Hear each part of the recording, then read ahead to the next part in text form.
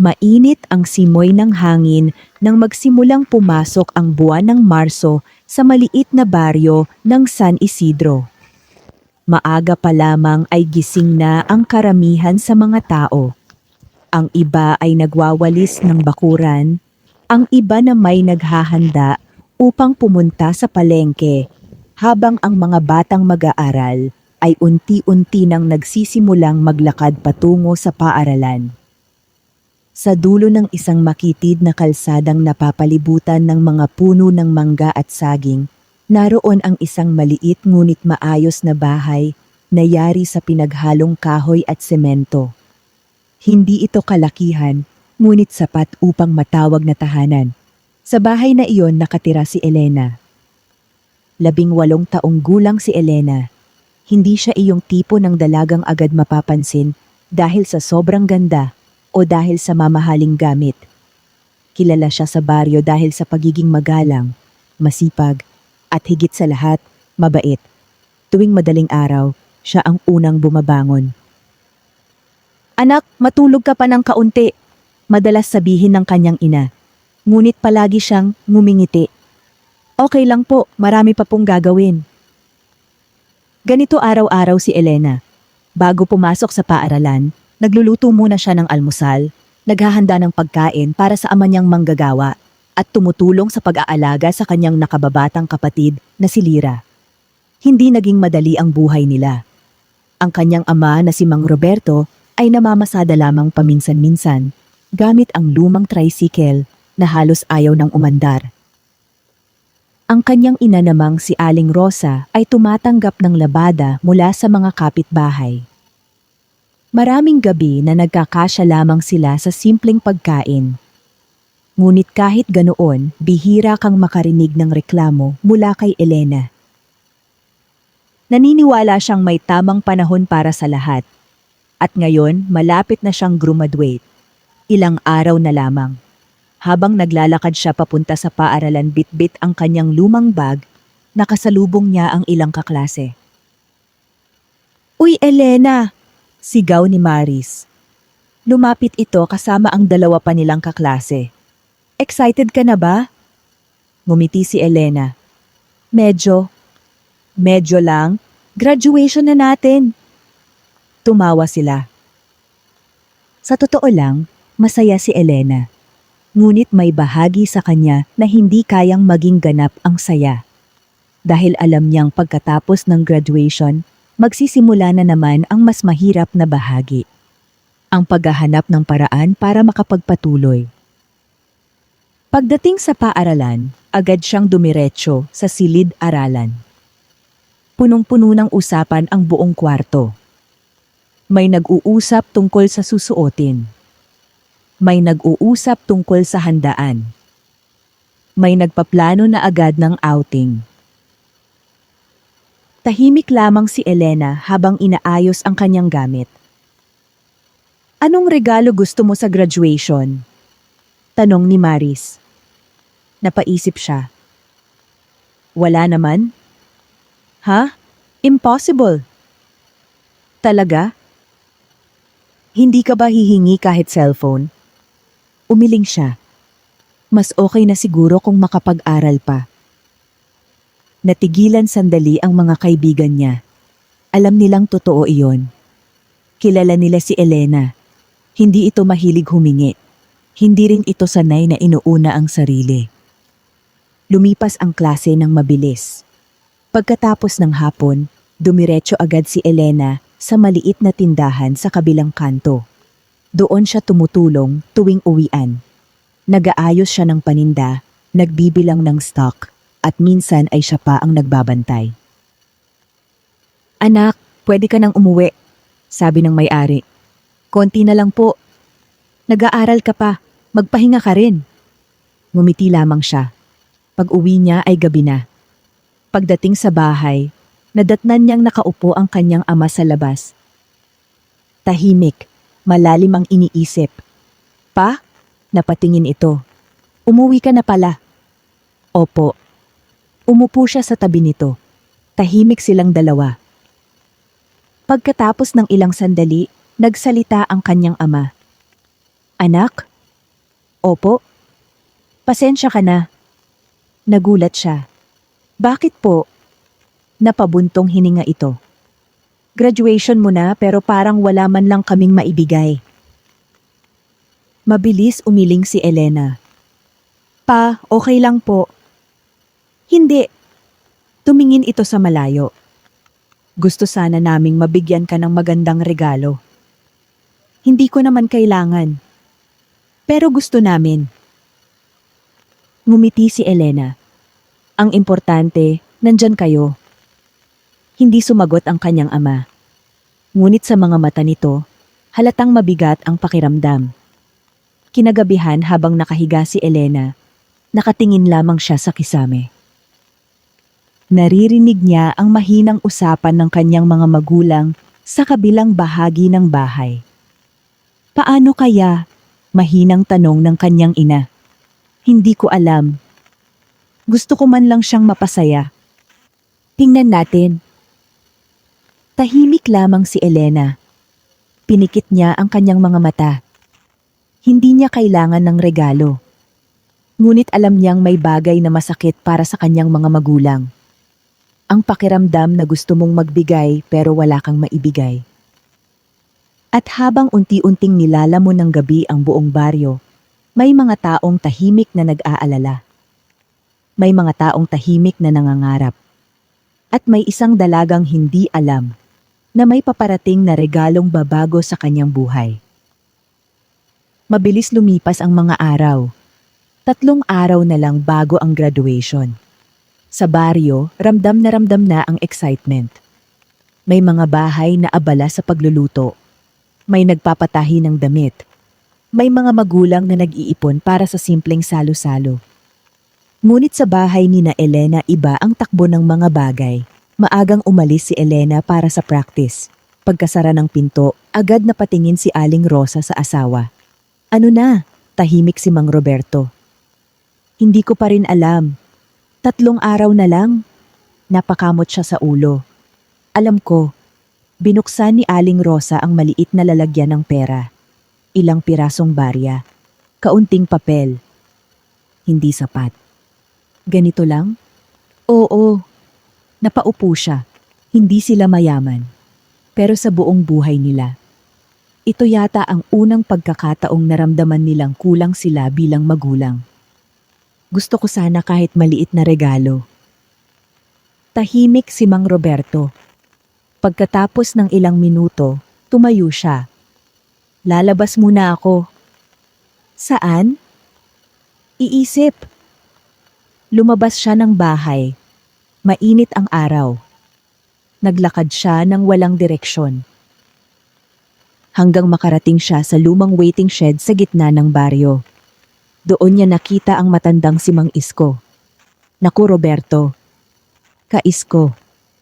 Bakit mukhang pasan mo buong mundo? Napangiti siya ng bahagya. Graduation kasi ni Elena. Oo nga, ang bait na bata. Umupo siya. Wala akong maibigay. Tahimik si Mang Isko. Totoo ba? Oo. Sigurado ka? Tingnan mo buhay namin. Tumango ang matanda. Pagkatapos ay ngumiti. May tanong ako. Ano? Anong gusto ng anak mo? Napaisip si Roberto. Hindi siya humihingi. Hindi iyon sagot. Matagal siyang natahimik. Gusto niyang mag-aral pa. Tumango si Mang Isko. Di iyon. Napatingin siya. Ha? Minsan kasi, mali tayo ng hinahanap. Hindi agad nagsalita si Roberto. Hindi lahat ng regalo na bibili. Napaisip siya. Buong araw niya iyong inisip. Samantala sa paaralan, abala si Elena sa graduation practice. Pagod, mainit, paulit-ulit, ngunit masaya. Habang nagpapahinga sila, napunta ang usapan sa graduation gifts. Bibigyan daw ako cellphone, sabi ng isa. Ako sapatos. Ako cash. Napatingin sila kay Elena. Ikaw? Ngumiti siya. Wala. Sigurado? Oo. Hindi ka ba nalulungkot? Umiling siya. Hindi. Ngunit sa loob-loob niya, may maliit na bahagi na nagtatanong. Ano kaya pakiramdam makatanggap ng regalo? Hindi dahil kailangan, kundi dahil may taong nagsabing proud sila sa'yo. Pagsapit ng gabi, umuwi si Mang Roberto na may kakaibang ekspresyon. Tahimik siya habang kumakain. Pagkatapos ng hapunan, tinawag niya ang asawa. May naisip ako. Ano? Pero kailangan tulong. Ano ba? Ngumiti siya ng kaunti. Subukan natin. Ano nga? Tumingin siya sa silid kung saan natutulog si Elena. Pagkatapos ay mahina niyang sinabi, gagawa tayo ng graduation gift. Pero wala tayong pera. Hindi pera ang kailangan. Napatingin si Aling Rosa. Sigurado ka? Tumango siya. At sana, huminto siya. Sana maging sapat. Sa kabilang silid, mahimbing nang natutulog si Elena. Hindi niya alam na habang siya'y nagpapahinga, may 2 taong gumagawa ng paraan. Hindi para bumili ng mamahaling bagay, kundi para makapagbigay ng regalong manggagaling mismo sa puso. Dumating ang umaga na mas malamig kaysa karaniwan. Maagang nagising si Elena dahil sa tila kakaibang katahimikan sa bahay. Karaniwan ay naririnig na niya agad ang kalansing ng mga kawali o ang mahinang pag-ubo ng kanyang ama habang naghahanda sa paglabas. Ngunit ng araw na iyon, tila mabagal ang kilos ng lahat. Paglabas niya ng silid ay nakita niyang nakaupo lamang ang kanyang ama habang nakatitig sa lumang mesa. Pa? Napatingin ito. Maaga ka. Ganun naman po lagi. Ngumiti si Mang Roberto. Ngunit halatang pilit. Napansin iyon ni Elena, ngunit hindi na siya nagtanong. Habang naghahanda siya ng almusal, napansin niyang pabulong mag-usap ang kanyang mga magulang. Hindi naman iyon bago. Pero kakaiba, parang may bagay silang itinatago. Anak, tawag ng kanyang ina. Opo?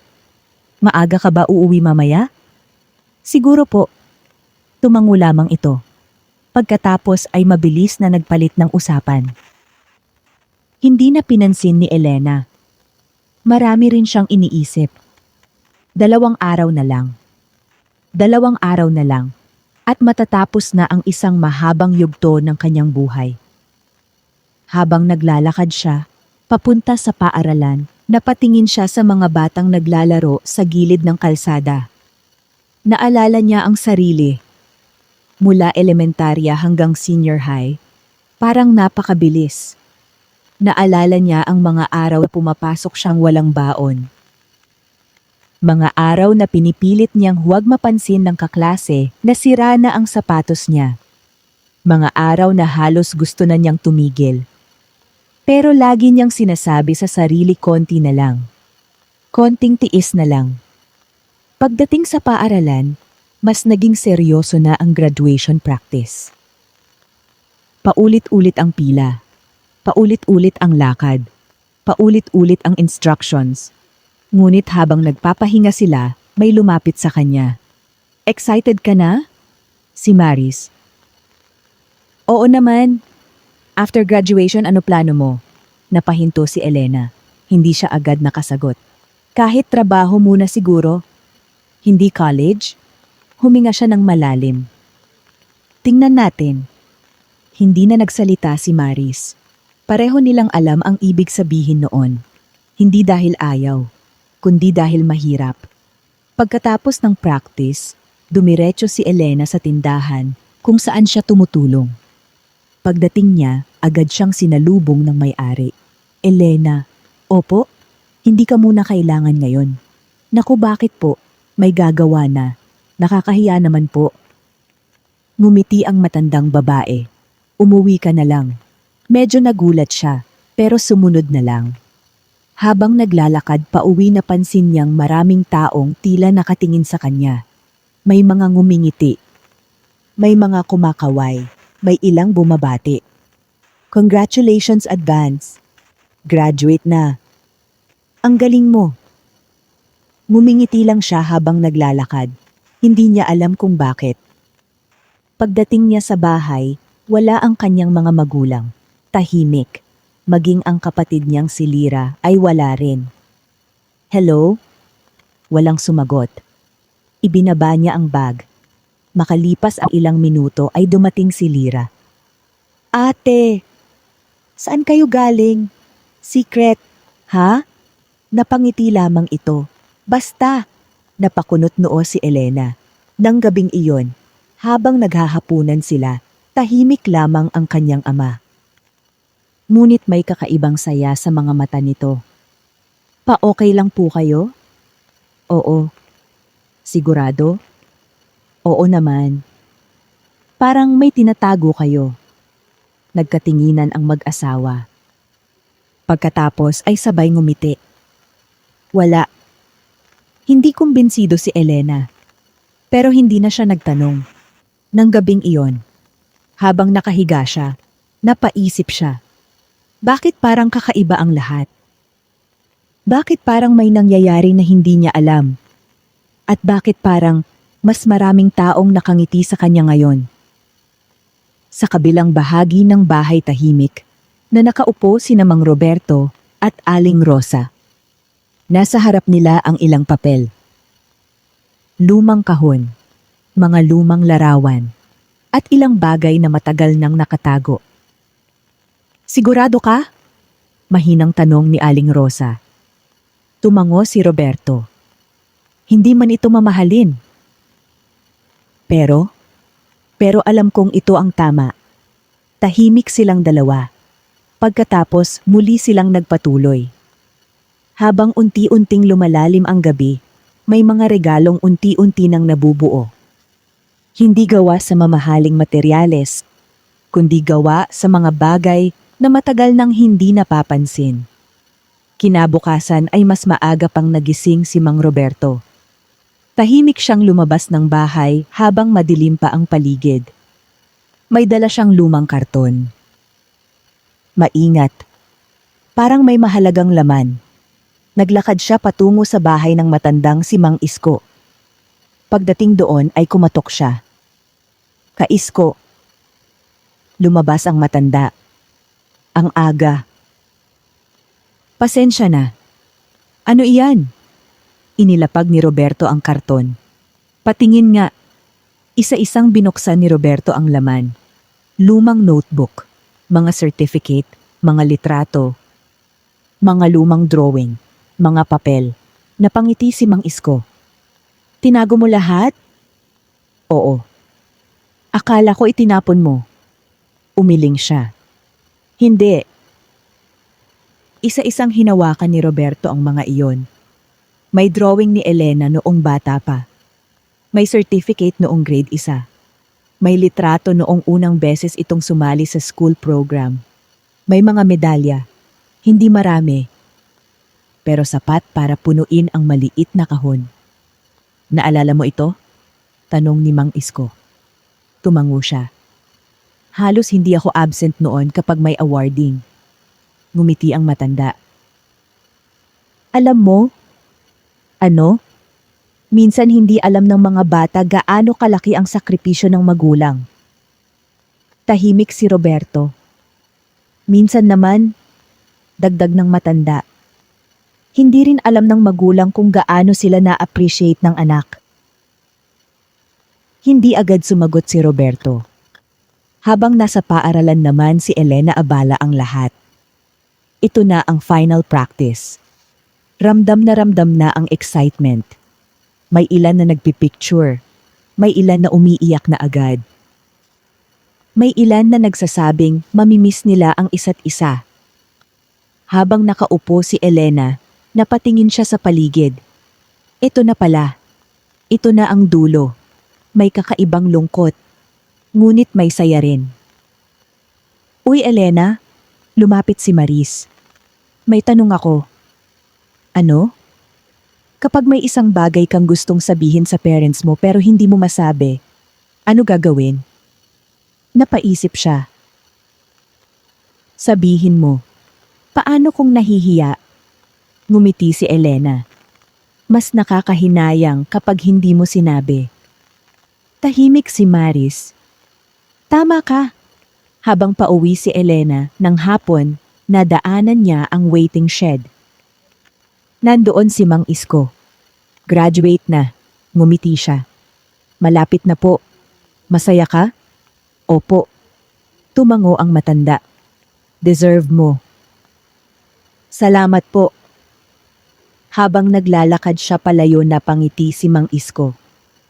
Parang may alam itong hindi niya alam.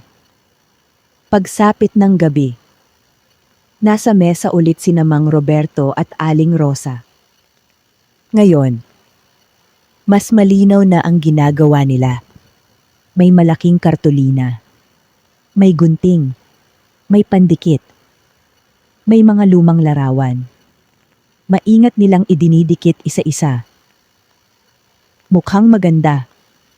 Mahinang sabi ni Aling Rosa. Hindi pa. Ano pa kulang? Tahimik si Roberto. Pagkatapos ay tumingin siya sa papel sa harap niya. May bahagi roon na bakante. Yung sasabihin ko. Tungkol saan? Napatingin siya sa silid ni Elena. Pagkatapos ay ngumiti. Yung matagal ko nang gustong sabihin.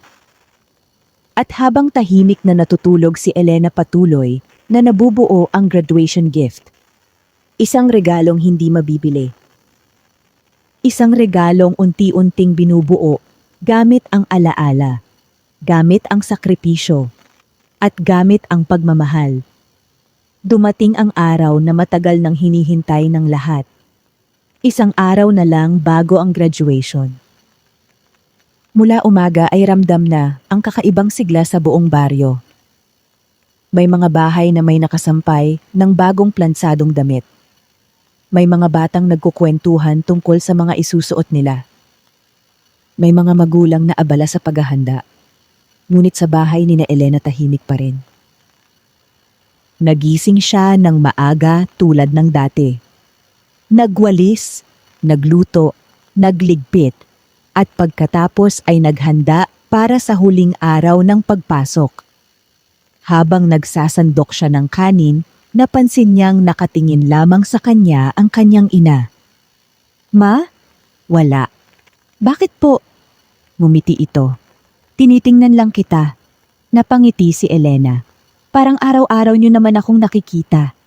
Oo nga. Ngunit nanatiling nakatingin si Aling Rosa.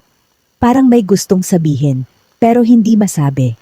Paglabas ni Elena, sinundan siya ng ama hanggang gate. Anak? Opo? Congratulations. Napangiti siya. Pa, bukas pa po. Advance. Tumawa siya. Sige po. Habang naglalakad siya, may kakaibang pakiramdam. Parang biglang naging emosyonal ang lahat. Pagdating sa paaralan, mas masaya ang atmosphere. Halos wala nang gustong magklase. Lahat ay gusto na lang magpicture. Group picture! Dito naman, last day na. Napangiti si Elena habang kasama ang mga kaklase. Minsan lang ito. At alam niyang mamimiss niya ito. Pagkatapos ng ilang oras, tinawag sila ng advisor. Tandaan niyo, tahimik ang lahat. Hindi madaling makarating dito. May ilang tumango. Hindi lang kayo ang naghirap. Napatingin si Elena. Kasama ninyo ang mga magulang ninyo. Naging tahimik ang buong silid.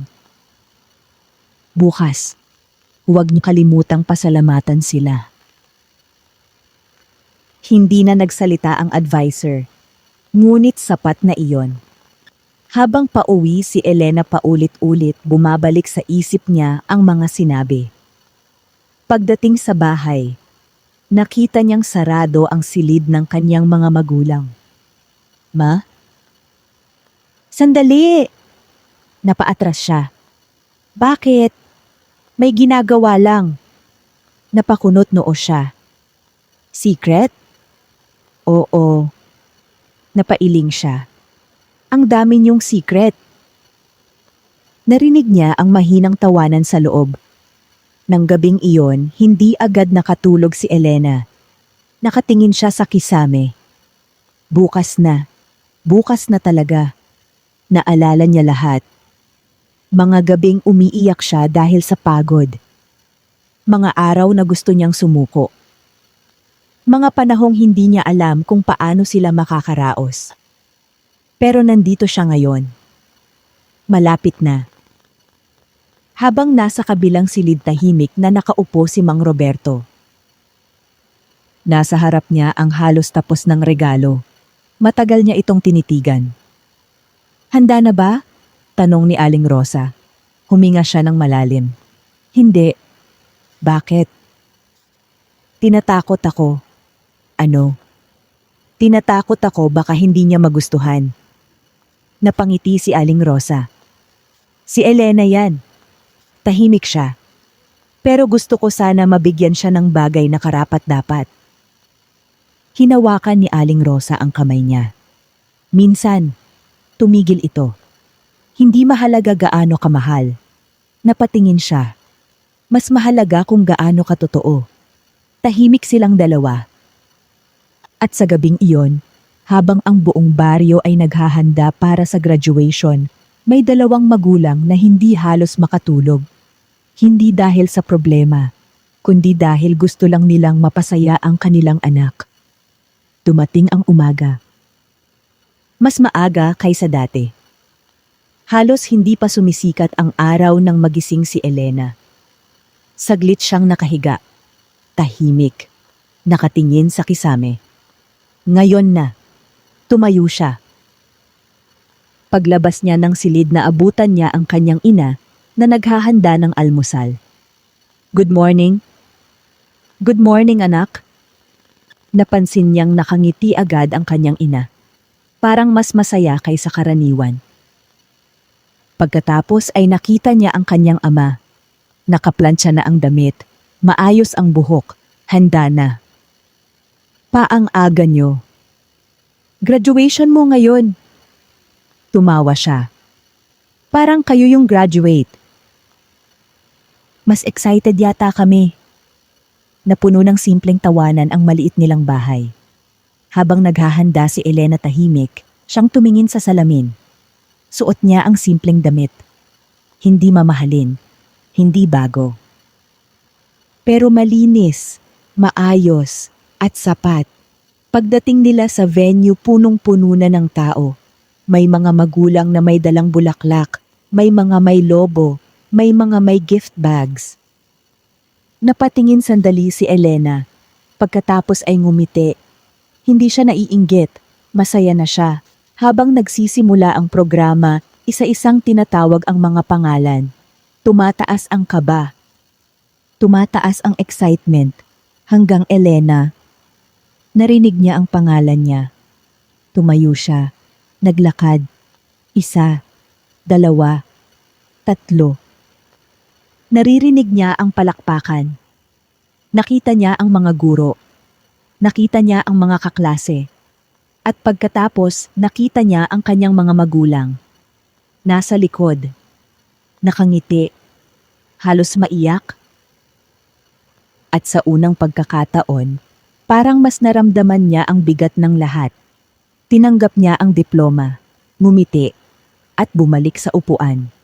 Pagkatapos ng programa, nagyakapan ang lahat. Picture. Tawanan. Iyakan. Congratulations! Graduate na tayo. Keep in touch. Lumapit ang kanyang pamilya. Yumakap agad si Lira. Ate, graduate ka na. Tumawa siya. Lumapit ang kanyang ama. Congratulations, anak. Salamat po. Uwi tayo. Ha? May gagawin pa. Napakunot noo siya. Pagdating nila sa bahay, tahimik. Kakaibang tahimik. Pagpasok niya, huminto siya. Nasa gitna ng maliit nilang sala. May nakapatong na kahon. Simpleng kahon. May lumang ribon. Napatingin siya sa mga magulang. Ano po ito? Ngumiti si Mang Roberto.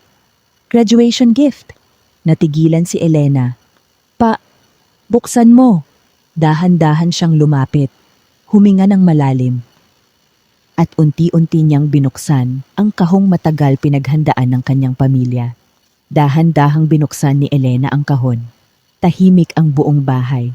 Tanging mahinang paghinga lamang nilang apat ang maririnig. Pag-angat niya sa takip, hindi niya agad naintindihan ang nakita.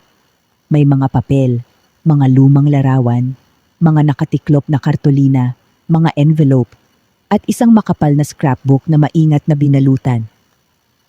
Napatingin siya sa kanyang ama. Ngumiti si Mang Roberto. Tingnan mo. Maingat niyang kinuha ang scrapbook. Binuksan niya ang unang pahina. Agad siyang napahinto. Nakalagay roon ang isang lumang litrato niya noong bata pa. May sulat sa ibaba. Ito ang unang araw na sinabi mong gusto mong makatapos. Napakurap siya. Dahan-dahan niyang binuklat ang susunod na pahina. May drawing. Lumang certificate. Lumang picture noong elementarya. May maliit na medalya na maingat na idinikit. May isa pang sulat. Hindi man kami mayaman, ipinangako naming susuportahan ka hanggang kaya namin. Naramdaman niyang unti-unting bumibigat ang dibdib niya. Patuloy siyang nagbukas. Bawat pahina may alaala. Noong unang beses siyang umiyak dahil bumagsak sa exam. Noong unang beses siyang sumali sa contest. Noong panahon na halos gusto na niyang huminto. Noong mga gabing nag-aaral siya habang brown out. Noong mga araw na sabay-sabay silang nagtitipid. Lahat nandoon. Hindi niya namalayang nanginginig na pala ang mga kamay niya. Tinago niyo po lahat ito? Mahinang tanong niya. Tumango ang kanyang ina. Lahat. Pati ito? Oo. Napatingin siya sa lumang drawing. Halos nakalimutan na niya iyon. Pero naitago nila. Lahat. Patuloy siyang nagbukas. Hanggang makarating siya sa huling bahagi. May isang envelope. May nakasulat. Buksan pagkatapos basahin lahat. Tahimik niyang binuksan iyon. May sulat. Sulit kamay ng kanyang ama. Nagsimula siyang magbasa. Anak, hindi namin alam kung paano gumawa ng mamahaling regalo. Hindi namin kayang bumili ng pinakamagandang bagay. Maraming beses naming naisip kung sapat ba kami bilang magulang. Huminto si Elena. Unti-unting lumabo ang paningin niya. Nagpatuloy siya. Pero gusto naming malaman mo na mula noong una kang pumasok sa paaralan hanggang ngayon, hindi kami tumigil na ipagmalaki ka. Kapag pagod ka, nakita namin. Kapag umiiyak ka nang hindi namin nakikita, naramdaman namin. Kapag gusto mong sumuko pero nagpapatuloy ka pa rin, doon namin nalaman gaano ka katatag. Hindi na niya mapigilan. Tumulo na ang luha niya. Tahimik lamang ang buong bahay. Patuloy siyang nagbasa. Hindi graduation ang pinakaregalo sa amin. Ikaw. Ikaw ang regalo. Tuluyan na siyang napaiyak. Hindi malakas. Hindi magulo. Tahimik lamang.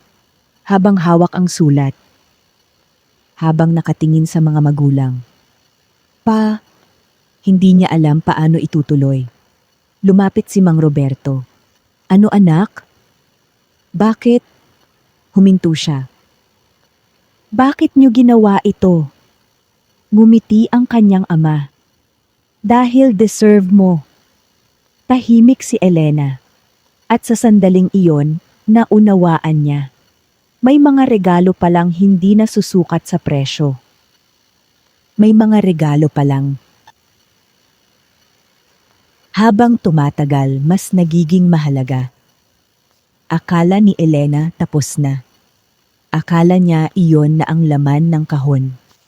Ngunit habang pinupunasan niya ang kanyang mga mata, may napansin siyang isa pang envelope nasa ilalim.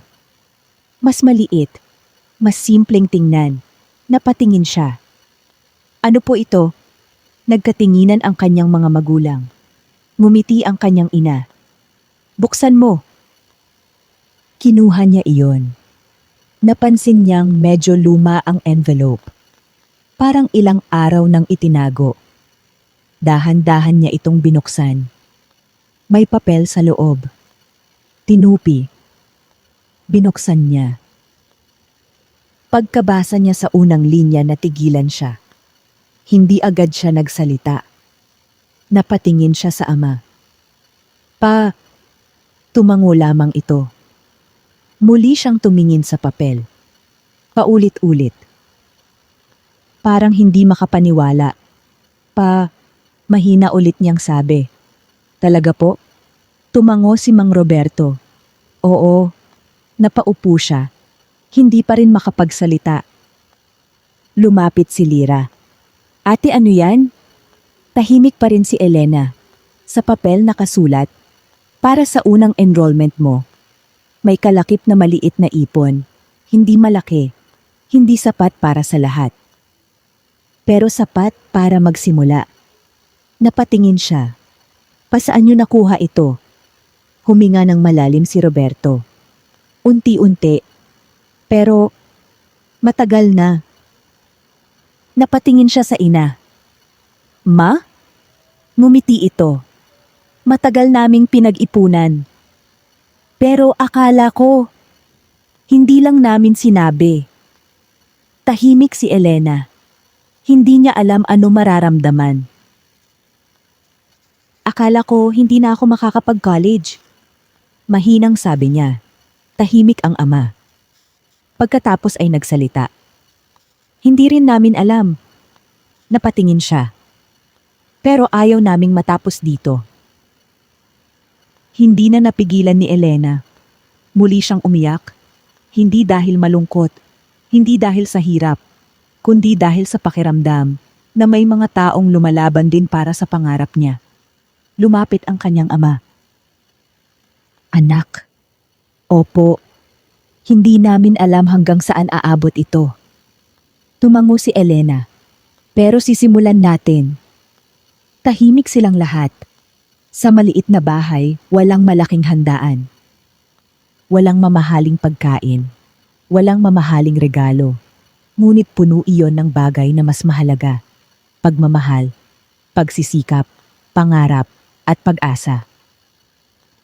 Habang hawak ni Elena ang envelope, napangiti siya. Sa unang pagkakataon matapos ang graduation, hindi na siya natatakot sa susunod na kabanata. Dahil alam niyang hindi niya haharapin iyon ng mag-isa. Lumipas ang ilang araw matapos ang graduation. Unti-unti nang bumalik sa normal ang baryo. Ang mga dating abalang estudyante ay kanya-kanya ng direksyon. May naghahanap ng trabaho. May naghahanda sa kolehiyo. May iba na pansamantalang magpapahinga. Ngunit para kay Elena, parang mas nagsisimula pa lamang ang totoong laban. Maagang nagising siya isang umaga. Tahimik niyang tinitigan ang envelope na nakalagay sa ibabaw ng maliit niyang mesa. Ilang beses na niya itong tiningnan nitong mga nakaraang araw. Ilang beses na rin siyang napaisip. Sapat ba ito? Kakayanin ba? Tama bang mangarap pa? Narinig niya ang boses ng kanyang ina mula sa kusina. Elena, gising ka na? Opo. Tumayo siya. Paglabas niya ay nakita niyang abala ang kanyang ama sa pag-aayos ng lumang tricycle. Napatingin siya rito. Napansin niyang parang mas luma na ito ngayon kaysa dati. Mas halata na ang mga gasgas. Mas halata ang kalumaan. Bigla niyang naisip, ilang taon na bang ginagamit ito ng ama niya? Ilang beses na bang nasira? Ilang beses na bang inayos para lang magpatuloy? Habang kumakain sila, biglang nagsalita si Mang Roberto. Anak? Opo. Kailan enrollment? Sa susunod na linggo po. Tumango ito, tahimik ulit. Makalipas ang ilang segundo, pupunta tayo. Napatingin si Elena. Pa-okay lang po. Hindi. Pero, pupunta tayo. Hindi na siya nakasagot. Sa loob-loob niya, alam niyang nahihirapan ang pamilya nila. Alam niyang hindi madali. Ngunit habang nakatingin siya sa mga magulang, may kakaibang pakiramdam. Parang ayaw na rin niyang pigilan sila. Dumating ang araw ng enrollment. Maagang bumiyahe sila. Bit-bit ni Elena ang envelope. Bit-bit din niya ang takot. Habang papunta tahimik lamang silang mag-ama. Hanggang sa nagsalita si Roberto. Takot ka? Opo. Bakit? Baka hindi kayanin. Tahimik muna ito. Pagkatapos ay ngumiti. Takot din ako. Napatingin si Elena. Talaga? Oo. Bakit? Kasi magulang ako. Napangiti siya. Pagdating nila mahaba ang pila. Maraming estudyante, maraming magulang, maraming pangarap. Habang naghihintay na patingin si Elena sa paligid, lahat sila may kanya-kanyang kwento. Lahat may kanya-kanyang pinagdadaanan. At marahil lahat din ay may kinakatakutan.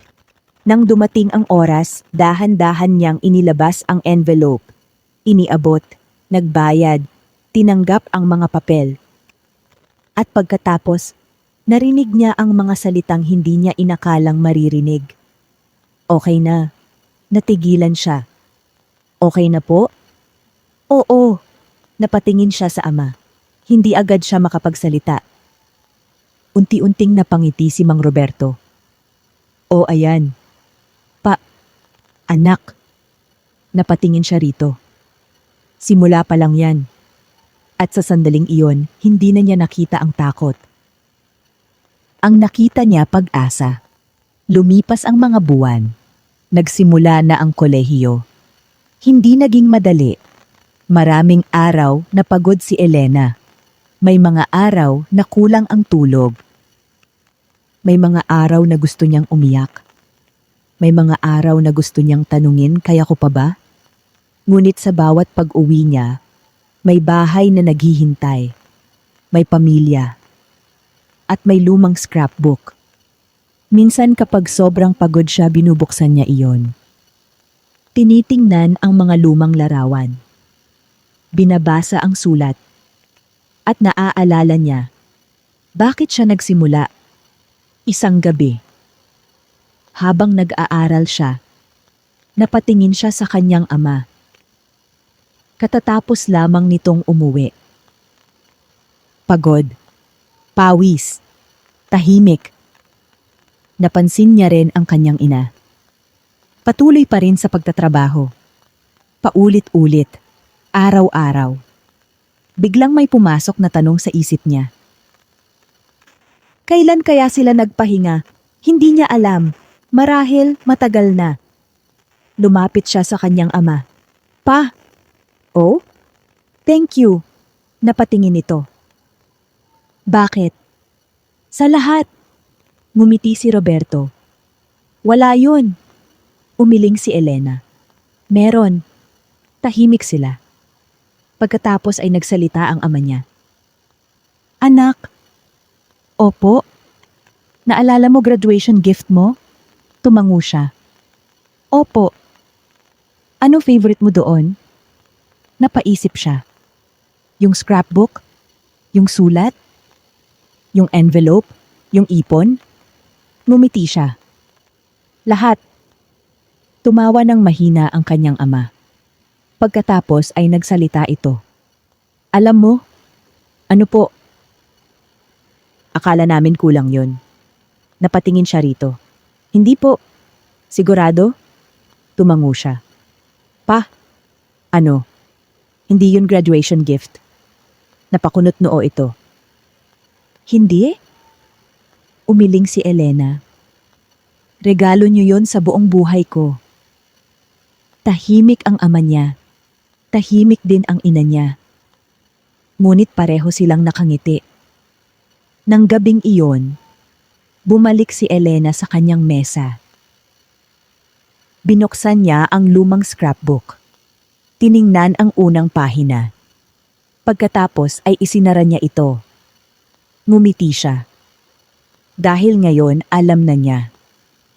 Ang pinakamahalagang regalo ay hindi ang bagay na nabibili. Hindi ang may pinakamahal na presyo. Hindi ang pinakamalaki. Minsan, ang pinakamahalagang regalo ay iyong mga taong hindi sumuko sa iyo. At habang nagpapatuloy ang gabi, patuloy ding nagpapatuloy ang buhay. Kasama ang pangarap, kasama ang pamilya, at kasama ang regalong habang buhay niyang dadalhin. Wakas.